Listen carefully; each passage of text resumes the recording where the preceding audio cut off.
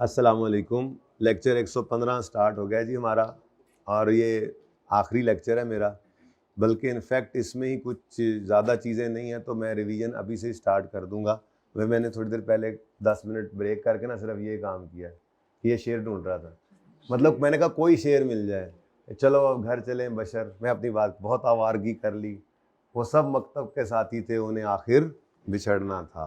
तो अब टाइम आ गया है, लेकिन अभी टाइम नहीं आया। मंडे ट्यूसडे वेडनेसडे के जो 3 दिन हैं, उन 3 दिनों में मैं सीए में पास करने का तरीका आपको बताऊंगा। अब तक मैंने कुछ भी नहीं किया, मैंने सब झूठ बोला, जो भी किया अल्लाह माफ़ करे। मतलब कहने का ये बहुत इंपॉर्टेंट क्लासेस हैं, रीसेंट अटैम्प्ट आपको पता होनी है। प्लस मैंने एक और चीज़ भी सोची है, आपको थोड़ी सी एफर्ट एडवांस में करनी पड़ेगी। वो एफर्ट ये है कि आपकी 2 अटैम्प्ट्स जो हैं वो मैं डिस्कस करना चाहूँगा। एक मैं आपको लेक्चर्स प्रोवाइड किया करूँगा और एक मैं आपको पढ़ाया करूँगा। मरो या जियो दोनों करने हैं, ठीक है? मुझे नहीं पता। अगर आप मैं आज थोड़ी सी एफर्ट करके, अल्लाह करे टाइम मिल जाए, आज और कल के दिन में होपफुली आपको कुछ ना कुछ भेज भी दूँगा। 2 अटैम्प्ट्स हैं ना हमारी, जो पिछली ऑटम 24 और स्प्रिंग 25। स्प्रिंग 25 में खुद आपको यहाँ कराऊंगा। ऑटम 24 कुछ 1-2 सवाल हो भी गए थे, जैसे मार्जिनल एब्जॉर्प्शन का हो गया, ऐसे ही कुछ छोटे मोटे हो भी गए हैं। जो रहते हैं, मेरा दिल है वो भी मैं आपको पिछली दफ़ा वाली आखिरी क्लास प्रोवाइड करूँ, ठीक है? तो जो मुझे अच्छा लगेगा, उसमें से इम्पोर्टेंट लगेगा, वो मुझे सारे लग जाने। तो कोई नहीं, वो उसके अंदर क्या होगा, मैक्सिमम कोई 5-7 घंटे ही होंगे, लेकिन मेरी ज़रा और तसल्ली हो जाएगी। मेरी ज़रा तसल्ली, इकट्ठे नहीं होंगे। 3 दिन अगर पढ़ाना है ना, तो 3 दिन में वो भी मैं थोड़ा-थोड़ा करके दे दूँगा अगर आप कहेंगे तो, बट लेट मी प्लान, ठीक है जी? फ़िलहाल तो आप ज़रा वापस तशरीफ़ लाइए जहाँ पे हम कल शाम को बिछड़े थे, वहाँ पे दोबारा मिलते हैं। कॉस्ट फ्लो इन प्रोडक्शन आपको पढ़ाया था, जिसके अंदर बस थोड़ी सी एंट्रीज थी। 2 तरह के सिस्टम्स थे, इंटीग्रेटेड और नॉन। हज़रत लेक्चर ले लिया था, इतना आसान टॉपिक निकला है ना? कोई बात, आसान था? ये आसान नहीं है। पेपर वाला सवाल ही हमने किया था कल, वो हमने पूरा कर लिया था। क्यों भाई? पेपर वाला सवाल मुश्किल था, आसान था? वो तो उल्टा ज़्यादा आसान लगा, क्योंकि यहाँ पे तो मैंने दुनिया जान की बातें जो मेरे जहन में आती गई मैं करता गया। वो पेरोल वाली एंट्री देख लो, उसमें प्रोविडेंट फंड भी डाल दिया, उसमें एडवांस भी डाल दिया, उसमें सारा कुछ डाल दिया था। लेकिन पर्चे के अंदर तो उसमें से एक आधी चीज़ आती है। पर्चा सवाल तो उल्टा आसान होता है, ठीक है? अच्छा जी, 2 set of account non integrated में बनते हैं। हेड ऑफिस अलग किताबें मेंटेन कर रहा होता है और फैक्ट्री में अलग अकाउंटेंट बैठा होता है। ये दोनों अलग अलग अकाउंटेंट्स जो हैं, फैक्ट्री वाला सिर्फ 4 लेजर्स बनाता है, रॉ मटेरियल, एफओएच और work in process of finish goods. इसके अलावा सारे लेजर्स कहाँ बन रहे हैं, सारी बुक्स कहाँ मेंटेन हो रही हैं? हेड ऑफिस में। अब जो एंट्री टूट जाती थी, उस एंट्री का हल दोनों ने अपने पास रखा हुआ था। हेड ऑफिस वाले ने फैक्ट्री लेजर बनाकर और फैक्ट्री वाले ने जनरल लेजर बनाकर इसको टैकल किया। फिर हमने जितनी पॉसिबल एंट्रीज, अब इसके अलावा भी कोई आ सकती है, लेकिन मेरे जहन में जितनी आई थी मैंने वो एंट्रीज जो है आपके साथ डिस्कस कर ली थी, मटेरियल से रिलेटेड। असल एंट्री जो होती है, जो आप असल एंट्रीज को कहते हैं, वो मतलब मुकम्मल जो एंट्री है, अगर इंटीग्रेटेड सिस्टम है तो वही एंट्री है आप, ठीक है?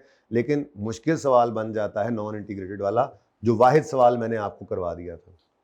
क्योंकि इंटीग्रेटेड सवाल तो यहाँ पर भी समझो हो गया था, और फिर जब हम कर रहे थे नॉन इंटीग्रेटेड को तो एंट्री पहले बोल ही रहे थे, तो इसलिए वो बड़ा आसान होता है। मुश्किल सवाल मैंने आपको कल करवा दिया था, ठीक है? एनीवेज, मटेरियल के बाद फिर लेबर की जो पॉसिबल जो एंट्रीज हो सकती हैं, वो मैंने आपके साथ डिस्कस की थी, ठीक है जी? और उसके बाद एफओएच और फिनिश गुड्स की सेल की भी एंट्री कर ली थी। फिर हमने जब सवाल किया था तो सवाल के अंदर भी हमें कोई ख़ास मसला आया नहीं था, ठीक है? हाँ, एक वो पेमेंट वाली एंट्री पे आप लोग शायद मुझे पकड़ लेते कि आपने पेरोल को पे करवा दिया है, तो फिर क्रेडिटर के पैसे भी पे करें, तो वो भी एंट्री कर लें, या दोनों ना करें, काम चलेगा। उसकी लॉजिक सिर्फ ये हो सकती थी कि उसने एफओएच वाले चैप्टर में बोला था all payments were made by head office, का मतलब 7 लाख में से 4 लाख तो डेप्रिसिएशन को क्रेडिट करना है, कंडक्शन को, और बाकी 3 लाख कैश को। यहाँ पर तो श्योर था, लेकिन ऊपर वाली पेमेंट्स भी करवा दें तो हर्ज कोई नहीं है। एक मेरी जो रह गई थी वो भी करा दें। रॉ मटेरियल खरीदा था उधार पे, उसको पेबल डेबिट कैश क्रेडिट ही करना है ना, तो फिर दोनों तरह से चल सकते थे। बहरहाल, इस सवाल में या इन सारी एंट्रीज में कोई मसला है, इस कल वाले लेक्चर में कोई मसला है तो बताएं।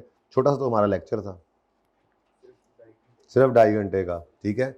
लेकिन मज़ा आया इसको अलग से करने का, इसको तोड़ना मैं चाह नहीं रहा था। वरना अब यही कल आधा मैं कर लेता, ना करता वो आपके साथ डिस्कस सवाल, वो बाद में भी हो सकते थे, आप खुद कर लेते जो इसके थे वेरिएंस के थे, उसके बाद आधा करते, आधा आज करते, या ख़त्म तो ऐसे भी हो जाना था। लेकिन जिस तरह से कॉन्टीन्यूटी में हमने कल इसको किया था उसका मज़ा ही दुबाला हो गया। बहरहाल इस पूरे लेक्चर में कल वाले डबल वो जो शाम वाला लेक्चर था और इस सवाल में किसी किस्म का कोई मसला है तो मुझसे पूछें। ये मैं ये भी नहीं कहूँगा कि किसी ने नहीं किया, कि लेक्चर तो लिया ही था सब ने। फिजिकली कौन नहीं था कल? बच्चे तो वैसे कम हो गए हैं, उल्टा कल की निस्बत आज कम है क्योंकि सिलेबस खत्म हो गया ना उनके हिसाब से। हालांकि पास होने के तरीके तो हम अब से सीखना शुरू कर रहे हैं, ठीक है। पहले पढ़ाई के तरीके चल रहे थे, पढ़ना कैसे है, पढ़ाना कैसे है, टॉपिक समझना कैसे है, समझाना कैसे है, आप भी आगे समझा सकें, उस काबिल बने। अब आप काबिल बन चुके हैं, अब आपको बताना है पर्चे में क्या करना है। तो जो चले गए उनको वापस घर से बुला लो नहीं, ले लेंगे इंशाल्लाह। वो बहरहाल कौन कौन नहीं था कल शाम वाली क्लास में? ओके, ले लिया लेक्चर आप लोगों ने? ले लिया, हाथ रखें। ले लिया बेटा लेक्चर? उधर बेटा आपने ऐसे हल्का सा सारे हिला, नहीं लिया? सही से बताओ, लेक्चर ले लिए?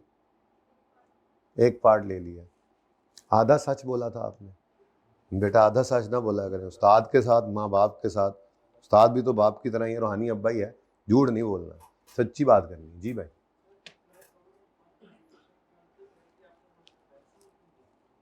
एम्प्लॉय प्रोविडेंट फंड, ये एंट्री, ये एंट्री, इसको क्या करूं?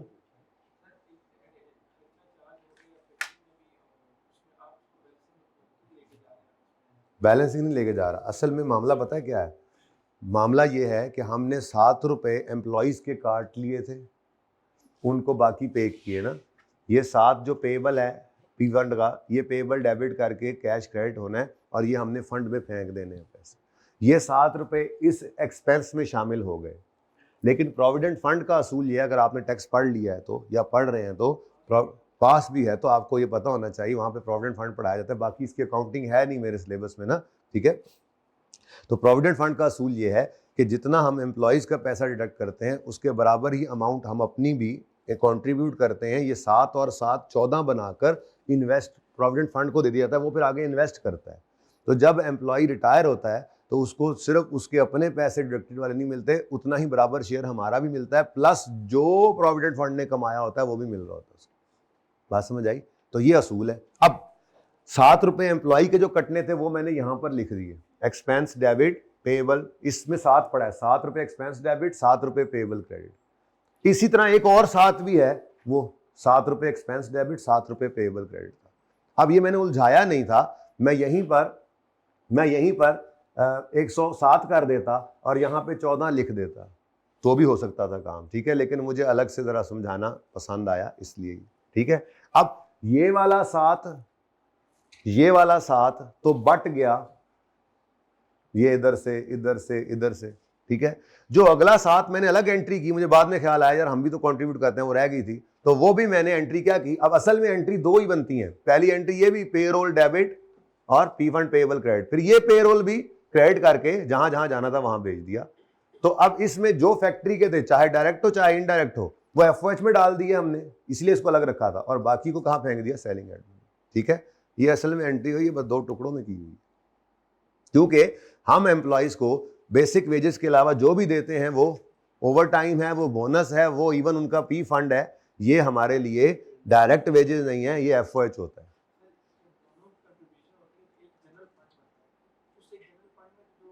वो हम नहीं बना रहे बेटा, वो हम नहीं, पी फंड अलग होता है। हमने यहाँ से 7 रुपये निकाल लिए, अपने 7 रुपये निकाल लिए और 7 उनके काट लिए, टोटल 14 रुपये हमने जाके पी फंड को दे दिए। अब पी फंड जाने उसका काम जाने, वो हमारा मसला नहीं है।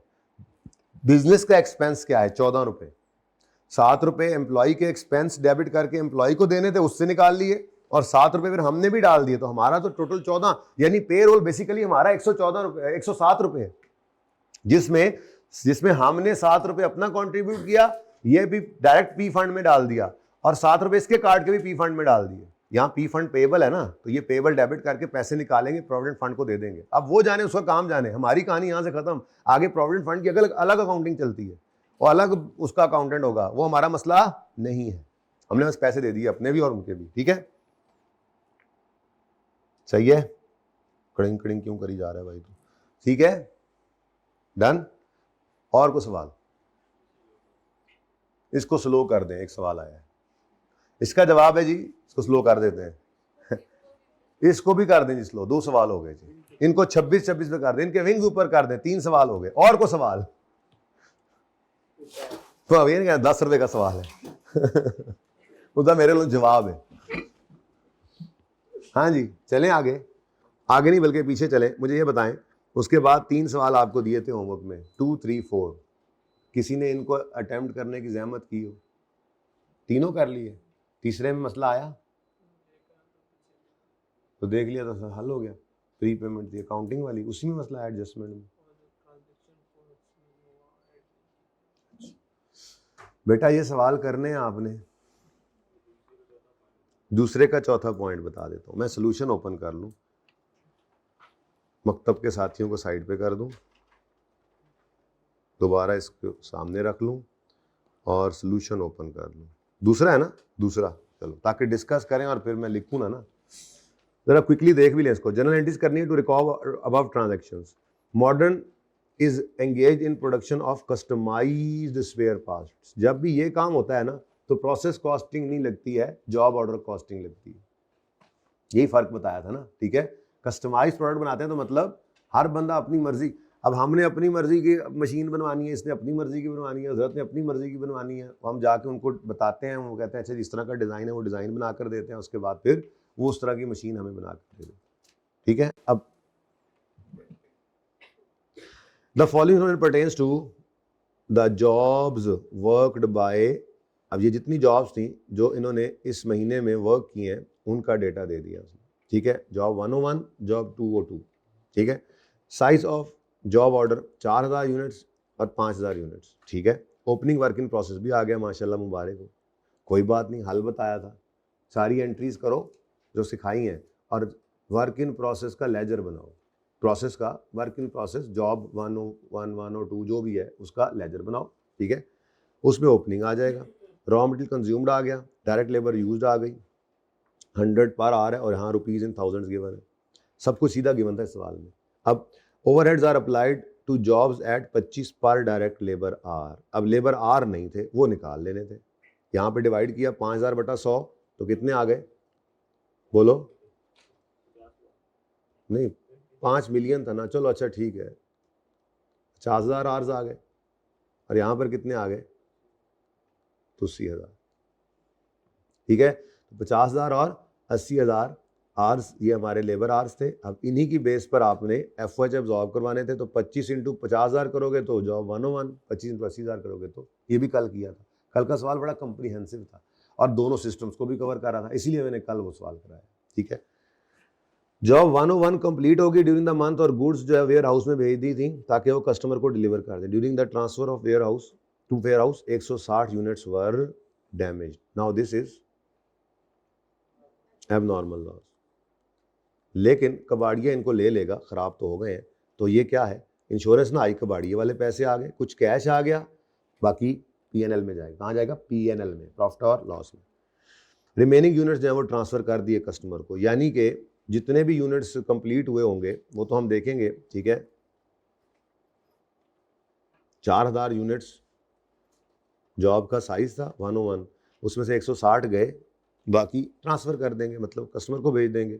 जॉब 202 अभी प्रोसेस में है, लेकिन 2000 यूनिट्स पूरी तरह कंप्लीट हो गए और वेयर हाउस में आ गए हैं, जबकि 3000 70% कंप्लीट है। सुभान अल्लाह, वर्क इन प्रोसेस मिक्स हुआ थोड़ा सा, लेकिन इसका वो लेवल नहीं है जो आपका लेवल है इस वक्त प्रोसेस अकाउंटिंग के बाद। एक्चुअल ओवरहेड्स भी उसने बता दी, यहाँ से अंडर ओवर निकालने में हमें आसानी होगी। अब 1 बाय 1 सारा कुछ ही देख लेते हैं, ठीक है। सबसे पहले हमारे पास रॉ मटेरियल कंज्यूम की फिगर आ रही है, परचेज की फिगर नहीं आ रही, ठीक है। जनरल एंट्रीज करनी है तो आप फिर कंज्यूम्ड को ही ले रहे हो, ठीक है। आपने work in process debit raw material inventory credit की, लेकिन उसने अमाउंट ही दी हुई थी। आज हमें रुपीज़ नहीं खेलना पड़ा, KGs into rupees, KGs into rupees नहीं करना पड़ा, क्योंकि rupees in thousands already given था। अब परचेजेस की डेटा नहीं मुझे नजर आया तो मैं परचेज की एंट्री कैसे करूंगा? सवाल में जो डेटा है वही करना है ना। कंज्यूम्ड तो हुआ है, कंज्यूम्ड का मतलब क्या है? रॉ मटेरियल इशू हुआ प्रोडक्शन में, तो इसकी एंट्री क्या सीखी थी? Work in process debit raw material inventory credit. तो raw material work in process 101, इधर किधर गया हुआ है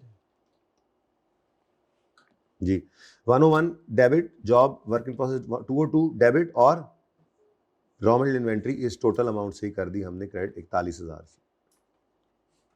ठीक हो गया। नेक्स्ट हो गया जी, ये काम हो गया अपना, रॉ मटेरियल की एंट्री हो गई। दिमाग में कोशिश करनी है वो ऑर्डर बनाने की ताकि आपसे कोई एंट्री मिस ना हो। मैंने इसीलिए ये ऑर्डर के अंदर एंट्रीज करवाई थी कि पहले मटेरियल रखा, फिर लेबर रखी, जैसे एक लॉजिकल सीक्वेंस होता है प्रोडक्शन का, वो भी मैंने नहीं छेड़ा था। तो आप उसी तरतीब में सोचा करो, मटेरियल खरीदा, इशू टू प्रोडक्शन, कोई इशू रिटर्न, फिर उसके बाद खरीदा, परचेज रिटर्न, इशू हुआ, इशू रिटर्न, एबनॉर्मल लॉस और नॉर्मल लॉस। इसके अलावा कुछ था? अब ये देखो, ये आपका एक चेक बन गया, मटेरियल परचेजा, परचेज रिटर्न किया, इशू हुआ, इशू रिटर्न हुआ, डैमेज हुआ या नॉर्मल लॉस, और तो कुछ है नहीं। अब इस पूरे सवाल में परचेज की एंट्री नहीं थी, इशू वाली थी, वो मैंने कर दी। उसके बाद इशू रिटर्न कोई है, सवाल में कहीं भी नहीं बताया कि कोई मटेरियल वापस हुआ, ऐसे ही है। चलो, तो उसके बाद फिर हाँ, ये एबनॉर्मल लॉस आ रहा है, तो ये एंट्री कर लेते हैं हम जाकर। कौन सवाल चल रहा है? एंड पे करनी है, एंड पे कर लो, अभी करनी है अभी कर लो, लेकिन एंट्री मैं यहाँ पर बता देता हूँ। इसकी एंट्री क्या बनेगी, आपको कुछ कैश आ गया 500, और अभी रुक जाएंगे ना, फिर जाकर P&L में जाना है बैलेंसिंग फिगर में, ठीक है। और आपका कुछ गुड्स जो है वो फिनिश गुड्स में वो कह रहा है कंप्लीट हो गई थी, लेकिन बाद में गड़बड़ हुई है, ठीक है। अब वो फिगर कितनी है वो निकालने के लिए पहले फिनिश गुड्स की कॉस्ट तो निकल आए। तो वापस आए हम, रॉ मटेरियल तो हो गया था, लेबर के अंदर आपको लेबर कॉस्ट नज़र आ रही है, ये डायरेक्ट लेबर है, इसकी एंट्री करते थे आप work in process debit, payroll account credit, ऐसे ही करते थे। तो वर्क इन प्रोसेस, ये अमाउंट अगेन गिवन है, work in process job 1 debit, job 2 debit, payroll account, wages expense, payroll account, इसको आप पेरोल अकाउंट कर दें, ये भी लिखा रह गया पुराना, लास्ट टाइम शायद मैंने वेजेस बोला होगा, पेरोल अकाउंट, वेजेस एक्सपेंस मतलब पेरोल अकाउंट, लिखो पेरोल अकाउंट, वही है, कुछ नई चीज़ नहीं है। Direct labour cost allocated to job 1। उसके बाद ओवरहेड्स भी अप्लाई करा दो। आर्स आप निकाल चुके हो, लेकिन ये आपने वर्किंग करके शो करना था, तो 50,000 इंटू 25 और 80,000 इंटू 25, ये वर्किंग छोटी शो कर दोगे। इसकी एंट्री होगी work in process debit, FOH account credit. Work in process ये निकालना पड़ा, देखो 5,000 डिवाइड बाय 100 किया, इंटू 25 किया, तो ये आपके पास फिगर आ गई, यहीं पे हमने कैलकुलेशन शो कर दी। तो work in process debit, FOH credit. फिर आगे वो कहता है, ये भी हो गया, 101 कंप्लीट हुई है, ट्रांसफर हो गई आगे, उसकी NRV कुछ मसला भी है, 202 इन प्रोसेस है, क्या अलग कर सकते हो, इकट्ठा कर सकते हो, कोई मसला नहीं, ठीक है। और एक्चुअल ओवरहेड्स भी आ रहे हैं। अब ये क्या है यार, ये 4,000 क्या है, ये एक्चुअल FOH आ गए, क्योंकि अगली बात ही वही मुझे पता लगी है, ये तो कंप्लीट होगी जब वर्क इन प्रोसेस मेरा पूरा होगा, ठीक है। ठीक है, उसके बाद ये भी पूरा करते हैं, ये एक्चुअल वाली आसान एंट्री लग रही है, ये भी कर दो। एक्चुअल FOH की एंट्री क्या सिखाई, FOH debit, cash, payable, expansion, जो भी है, ठीक है, जो भी है वो आ गया। एक्चुअल ओवरहेड्स हैं, इसमें कैश कितने हैं, नॉन कैश कितने हैं, मुझे नहीं पता, इकट्ठी एंट्री करो, cash slash payable slash expansion, कोई भी चीज़ हो सकती है। ये एक्चुअल FOH है, 4 मिलियन की ये एंट्री आ गई, ये FOH डेबिट। अब यहाँ से आपको ये FOH डेबिट होता नजर आ रहा है, फिलहाल ये क्रेडिट हुआ है, कोई और भी हो सकता है। एंड पे जाके क्या करेंगे, छोटी सी लेजरी बनाएंगे और अंडर ओवर निकाल लेंगे, बल्कि बना ही दो, और कुछ भी नहीं है, सवाल खत्म हो गया। ऊपर देखो तो FOH पहली बार ये आया है, फिर FOH यही आया, बस इसका मतलब कल वाला मसला भी नहीं है। तो आपने इसका FOH का लेजर बनाना है। एक्चुअल डेबिट साइड पे आते हैं, एंट्री देख लो बेशक, लेकिन वैसे भी कर सकते हो। 4,000 और 3250 क्रेडिट साइड पे है, ये एक्चुअल है और ये एब्जॉर्ब्ड है, लिख लो छोटा सा तो 3250। अब बैलेंस इस तरफ आ रहा है, कितना, ये 750 क्या है, ये कॉस्ट ऑफ सेल में डाल दो, चुप हो तो कॉस्ट ऑफ, कहीं नहीं बताया ना उसने, तो चुप भी हो तो कॉस्ट ऑफ सेल में डाला, अगर खुद कह दे P&L में डाल दो फिर P&L में डाल देते होते, ठीक है, लेकिन वो नॉर्मली नहीं कहता, और कहता भी तो कॉस्ट ऑफ सेल में डलवाता है अंडर ओवर को, ठीक है। तो अब इसकी एंट्री क्या बन रही है, FOH का अकाउंट क्रेडिट हो रहा है और कॉस्ट ऑफ सेल और वैसे ये है क्या, मुझे वैसे बताने की जरूरत तो नहीं है, लेकिन एक्चुअल ज़्यादा थे, एब्जॉर्ब कम थे, तो अंडर एब्जॉर्ब की एंट्री है cost of sale debit FOH credit, cost of sale debit FOH credit, ये यहीं पर ही लेजर बना पड़ा है, लेकिन आप लेजर बनाते हैं, ठीक है। अच्छा, अब चीज़ों को कंप्लीट करना है, तो 3 को पकड़ लेते हैं, यानी कि पॉइंट 3 मतलब जॉब 101 को पकड़ लेते हैं। 101 के लिए मैंने क्या कहा था, जब भी कंप्लीट करना है तो वर्क इन प्रोसेस को बेशक फिगर्स लिखकर ही जल्दी जल्दी कर जरूर लो, उससे फायदा होता है, ठीक है। तो आपने वर्क इन प्रोसेस ओपन किया जॉब 101 का, ये देखते जाओ, 10,000 डेबिट होना है, 101 में 5,000 डेबिट होना है, 1250 डेबिट होना है, इसके अलावा कुछ भी डेबिट नहीं हुआ, तो बना होना चाहिए, बना हुआ है 15,000, 10,000 और 1250, ये बीच में 5,000 क्या आ गया, वो कहाँ है, कहाँ है, कहीं लिखा हुआ है, पॉइंट पढ़ना पड़ेगा दूसरा, ओवरहेड्स अप्लाइड नहीं, 101 इज कंप्लीट, क्या, ओके ओके ओके ओके, ये भी कॉस्ट गिवन थी, 101 का ओपनिंग वर्क इन प्रोसेस भी तो था, ठीक है। तो 15,000 ओपनिंग वर्क इन प्रोसेस है, ओपनिंग 15,000 है, ठीक है ठीक है ठीक, और बाकी 3 येलो पूरे हो गए, मैं भी कहूँ हो ही गया, ओके डन।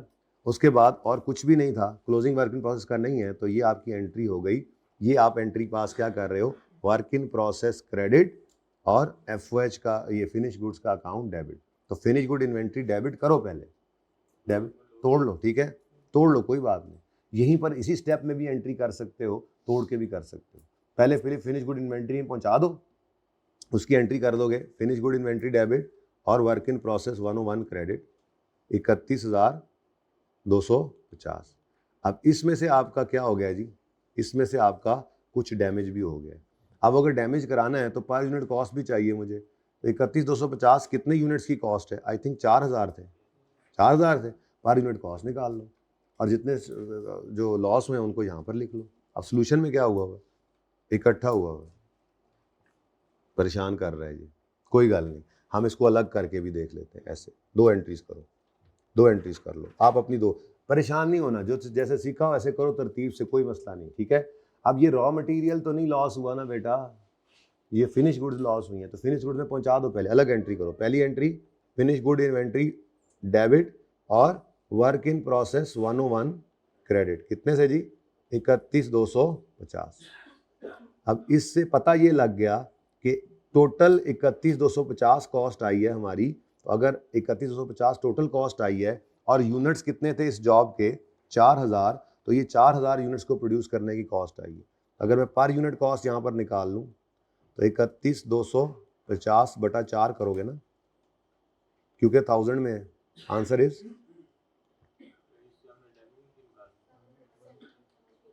जी 17 पॉइंट बेटा 78, अच्छा जी बेटा आप क्या कह रहे हैं भाई, किसकी, पर यूनिट कॉस्ट निकालिए, एक यूनिट मुझे कितने में पड़ा है, 7813 में। अब मैंने कहा ओहो इसमें से तो कुछ खराब हो गया, कितना खराब हुआ है जी, अब वो फिनिश गुड मैंने सारा पहुंचा दिया था, तो फिनिश गुड इन्वेंट्री में से क्रेडिट कर दो, कितने यूनिट्स डैमेज हुए हैं मेरे बच्चों, कितने यूनिट डैमेज हुए हैं, 160, तो 160 यूनिट्स यहाँ से निकालो इंटू 160 इंटू हो जाएगा 78, कितना आता है जी,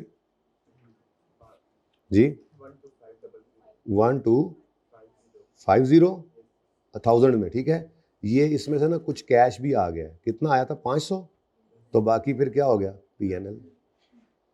तो आप बिल्कुल अपनी बुनियाद पर रहते हुए एंट्री करो, आपको समझ जी 750 कर लो यार, ये तो आपने अपनी बुनियाद को नहीं छोड़ना, अपनी बुनियाद पे कायम रहे, आपने जैसे सीखा था ज़िंदगी में बिल्कुल वैसे ही ये एंट्री हुई है, ठीक है। अब वो ज़रा सोल्यूशन में मैंने पता नहीं उस वक्त किस दिमाग में बैठा होऊंगा, इकट्ठी कर दिया, तो कोई नहीं, वो चलता है, ये सब तो चलता रहता है, ठीक है।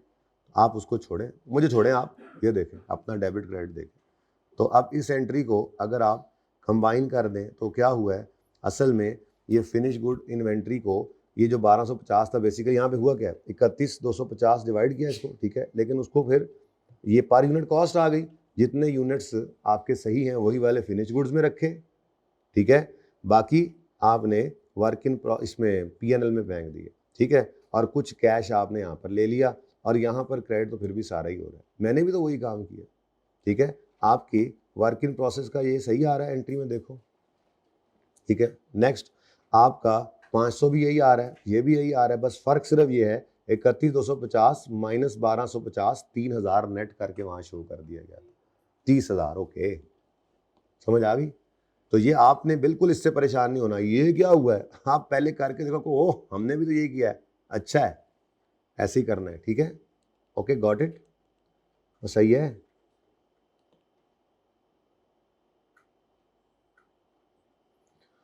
चले जी, अच्छा, उसके बाद अब वो कह रहा है बाकी यूनिट्स हमने बेच दिए, 4,000 में से 160 खराब हो गए, बाकी कितने बचे फिर, 31,000, 3840 यूनिट्स बेच दिए हैं, ठीक है।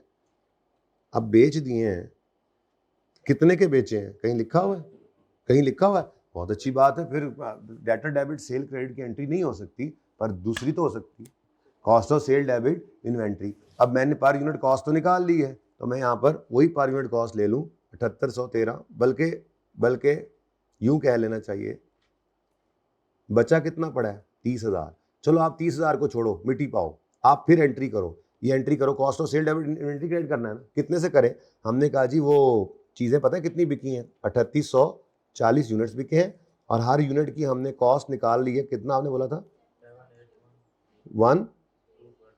112.5, ठीक है, तो फिर ये कितना आ गया, ऐसे भी निकल सकता है, अपनी तरतीब पे रहे।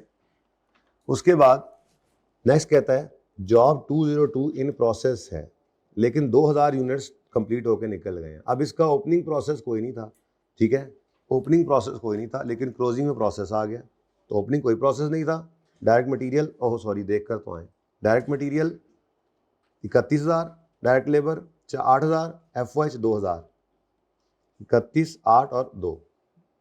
अब क्लोजिंग वर्क इन प्रोसेस कितने यूनिट्स पड़े हैं और कंप्लीट कितने हुए हैं, तो ये वो EPU वाला काम चल रहा है, मतलब EPU कह रहा हूँ, CPU वाला काम, ठीक है। CPU वाला काम क्यों हो रहा है जी, होना तो नहीं चाहिए, वर्क इन प्रोसेस के साथ स्टेज ऑफ कंप्लीशन गिवन है, कितना कंप्लीट है, 70% कंप्लीट है, ओके गुड। अब आप यहाँ पर EPU निकाल ले, देख लेते हैं जी, EPU निकालेंगे, क्वांटिटी स्केड्यूल हो तब ना, तो कितने यूनिट्स हैं जी, फिलहाल EPU में हम कहते हैं जी हमारी एक्चुअल आउटपुट जो है वो कितनी हुई है, 2000, और work in process, closing work in process कितना है जी, प्लस करते थे ना, कितना है जी, टोटल था कितना, ये 5000 यूनिट्स का एक प्रोसेस है, जिसमें वो कह रहा है 2000 यूनिट्स फुली कंप्लीट हो गए हैं, और 3000 प्रोसेस में, लो पूरा हो गया काम, सही है। लेकिन ये तो हमारा इधर प्रोसेस क्वांटिटी स्केड्यूल होता था ना, जो ये बताता था, ठीक है।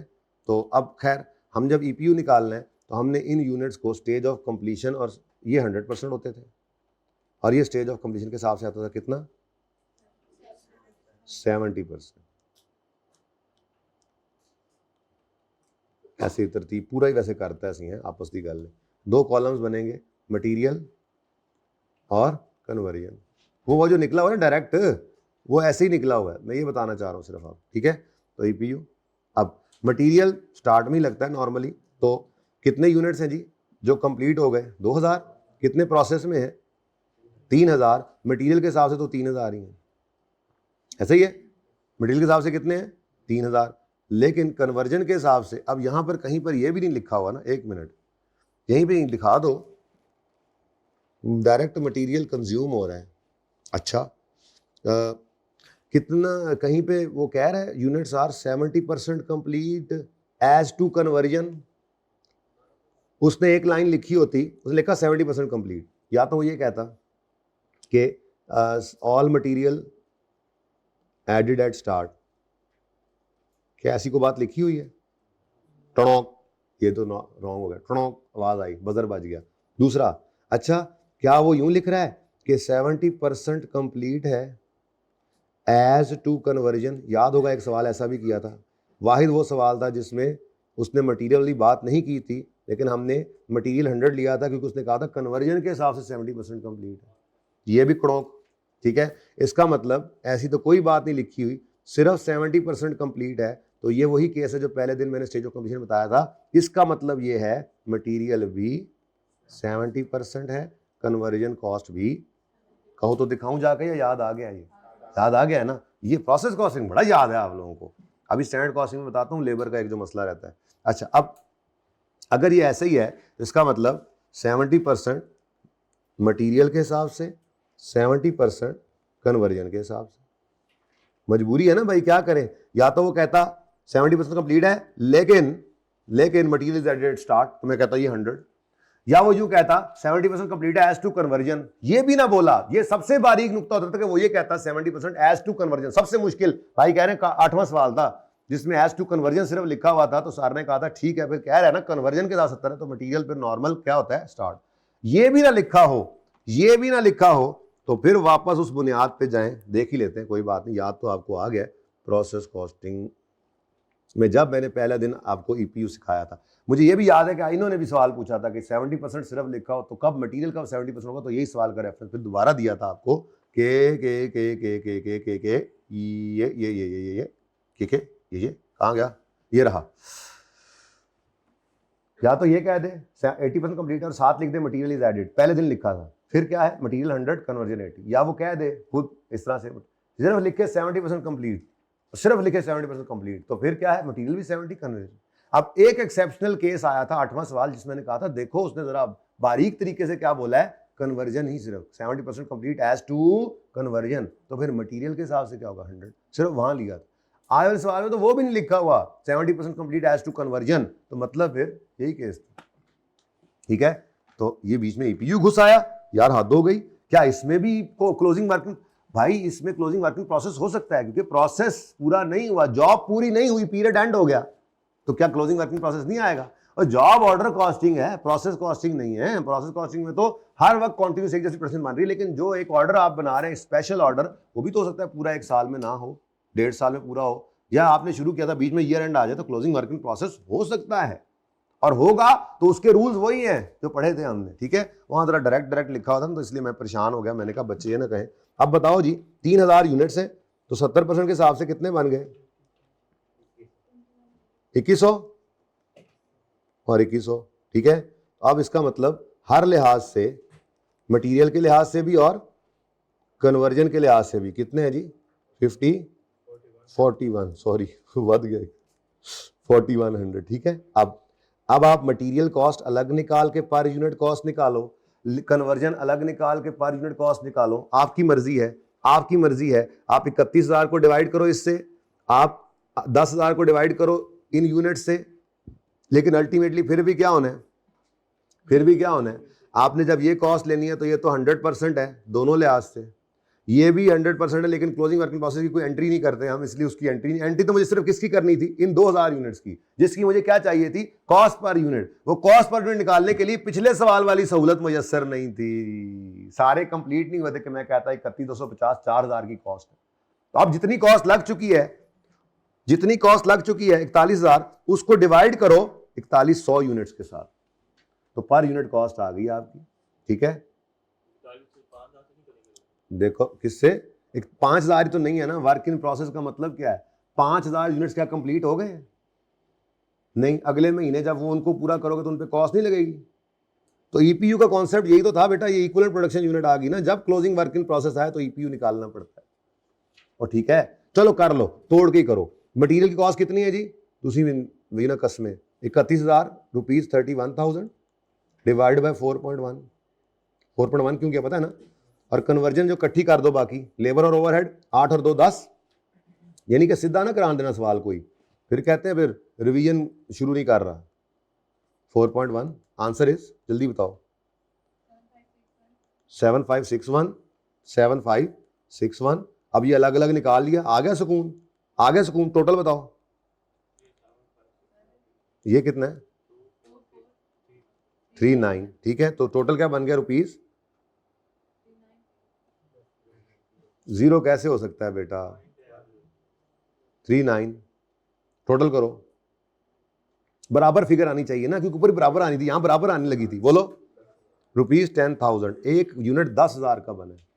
स्पेशल ऑर्डर है भाई, मशीनें बना रहे हैं, कोई छोटी मोटी चीजें नहीं बना रहे। तो एक मशीन 10,000 में हमारी बनी है। अब ये 10,000 है, इस 10,000 को क्या कहोगे, कॉस्ट पर यूनिट। अब हम ले रहे हैं एक्चुअल आउटपुट की कॉस्ट, हमें चाहिए था हम एंट्री करें इस जो एक्चुअल आउटपुट निकल रही है, यही तो एक्चुअल आउटपुट होती थी। ये जो आपका असल मसला क्या हुआ है, असल मसला तो ये हुआ है, क्लोजिंग वर्क इन प्रोसेस आ गया यूनिट्स में। अगर बात करें तो यूनिट्स में ये जालिम आ गया कितना, 3,000 का, जबकि एक्चुअल आउटपुट कितनी है जो फिनिश गुड्स को ट्रांसफर हो गई है, 2,000। मुझे इस 2,000 की एंट्री करनी है, इसकी कोई एंट्री नहीं होती, लेकिन मनहूस आ गया था तो अब क्या करते हैं, अब पीपीयू निकालना पड़ा और कॉस्ट पर यूनिट निकाल पड़ी, क्योंकि मैं 2,000 के ऊपर क्या कॉस्ट लगाऊं। पिछला कितना आसान था, सारे यूनिट्स बन गए थे, तो मतलब इसमें क्या था, इसमें तो ये था, इस वर्किंग प्रोसेस को अगर बनाए यूनिट्स के अंदर, तो यूनिट्स के अंदर ये क्या बता रहा है, ये कह रहा है जी एक्चुअल आउटपुट कितना है, पूरा 4,000 जो बन गया है, वो बन के निकल गया यहां से, आगे फिर वो गिर गया, खराब हो गया, वो एबनॉर्मल लॉस आया था। तो ये 4,000 सारे बन गए थे, कोई क्लोजिंग वर्क इन प्रोसेस नहीं था, तो इसलिए जितनी कॉस्ट पड़ी थी वो सारी की सारी इन 4,000 की थी, जिंदगी आसान थी। यहां पे क्या हुआ, वर्किंग प्रोसेस आ गया, लेकिन जिंदगी आसान ही थी, आपने मेरी जिंदगी मुश्किल बनाई है, यहाँ पे लाकर मुझे सारे काम करवाए, डायरेक्ट नहीं करने दिया, पिछले स्टेप में भी डायरेक्ट नहीं करने दिया। अब फिर 10,000 पे आ गए हो ना, अब ये 2,000 इंटू 10,000 करो। अब ये 4,000 की कॉस्ट, अगर 2,000 की कॉस्ट अगर निकालनी तो क्या करोगे, रुपीस क्या किया करते थे, याद करो। ये 1 मिनट में आपकी अब तो सारी वो आपकी जो है ना मशीन जो है वो सीधी करनी पड़नी है। ये 2,000 होता था इंटू ₹10,000 आता था, और यहां से निकल आती थी कॉस्ट कितनी, 20,000। ठीक है, ये रुपीज में, थाउजेंड में, ठीक है, rupees in thousands, okay, million नहीं ना करेंगे, ऊपर 1,000 लिखा होगा, ठीक है। अब ये कॉस्ट असल में निकालनी थी, सारी कहानी ये थी। अब मैं ये कह रहा था कि मत करो ये काम अलग अलग, बचत हो सकती है, क्योंकि सिर्फ मुझे कॉस्ट किसकी चाहिए, 2,000 यूनिट्स की, मेरे आ गए ना 4100 यूनिट्स, तो ये टोटल ही कॉस्ट उठा लो 41,000, इसको डिवाइड करो 4100 से, 10,000 पर यूनिट कॉस्ट आ जाएगी, वहीं से चल दो। और इससे भी पीछे की बात जो सोल्यूशन के अंदर हुआ था, वो ये समझते हुए कि आपका प्रोसेस कॉस्टिंग तैयार है, मैंने डायरेक्ट लिख दिया था कि 41,000 की कॉस्ट टोटल लगी है, और यूनिट्स कितने हैं, 2,000 मुकम्मल हो गए, 3,000 70%, तो ये वही 4100 निकला हुआ यहाँ डायरेक्ट। कहानी उसके पीछे सारी वो थी। मैं माजरत चाहता हूँ, मुझे लगा कि शायद आपके प्रोसेस कॉस्टिंग तैयार है, हो गया, बस पता था नहीं था कि ऐसे भी हो जाता है, इतना आसान भी होता है काम, उसमें मसले बड़े होते थे वहाँ पे, ठीक है, चलो ओके, लें जी, ये सवाल खत्म। अच्छा सॉरी, ये अब एंट्री करनी है आपको इस अमाउंट से, 20,000 से, इसकी कोई एंट्री नहीं होती, क्लोजिंग वर्क इन प्रोसेस की ओपनिंग कोई एंट्री नहीं होती, इसकी एंट्री करनी है जो निकल कर गया वर्क इन प्रोसेस क्रेडिट और फिनिश गुड्स डेबिट 20,000 से, ठीक है, वर्किंग टू रेफर कर दी। तो प्रोसेस अकाउंट बना लेना, मजाक नहीं था, ये मजाक नहीं सी है।